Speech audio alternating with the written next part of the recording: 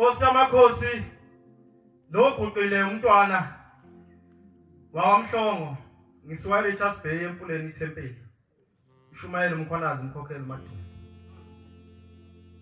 Nkosi yamakhosi, njoba ngithi Nkosi baba ngiyakuthanda. Ngizokhokha inkomo kaShembe. Bathoba uma besixoxela ukukhona kulomuzi eJudiya. Mayifika insizwe engizalayo phambi kwenkosi yesithathu, inkosi inyanga yezulu. Bathi mayifika lensizwe engizalayo iphethe ingane kanti umzala kimi. Besamile kulayini besabuzana ukuthi ubani ozofika enkosini, kwathi hamba wena bhuti ngoba umdala.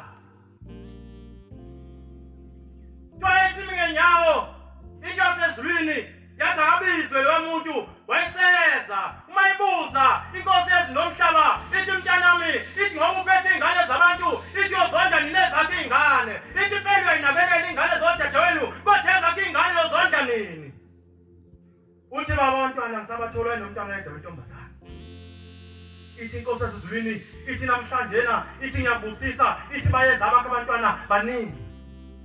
Kwadlula unyaka wodwa wafika omdala, kwadlula omunyaka wafika omunye, kwadlula iminyaka emibili ngafika ngawe wesithathu, kwadlula iminyaka emibili wafika omunye, siba u10 esiphilayo ngale nkosi eyinkosi inyanga yezulu umoya munye okuseyiwo namhlanje obathi sengihlala phansi ngelinye ilanga. Ithi insizwe endala engishumela ukhuzwayo yasenseleni yasuke ezilipha, ithi le nsizwe engaseke emhlabeni mayiphethe inkonzo, ithi bantu bami, ithi anohlonipha amankosazane kuleli sonto. Ithi wathi babamkhulu ngelinye ilanga ephethe inkonzo, wathi bantu bami, ithi ngivele ezulwini, ithi bengiphezu kwentaba enhle, ithi igama lawo yipheza, ithi ezulwini, ithi khona imbali yami engehlela ezulwini engephunga elimnandi. Ithi njema ngibheka lapha ebandleni ukuthi obani abakwazi ungiphathela kahle umngcele bami.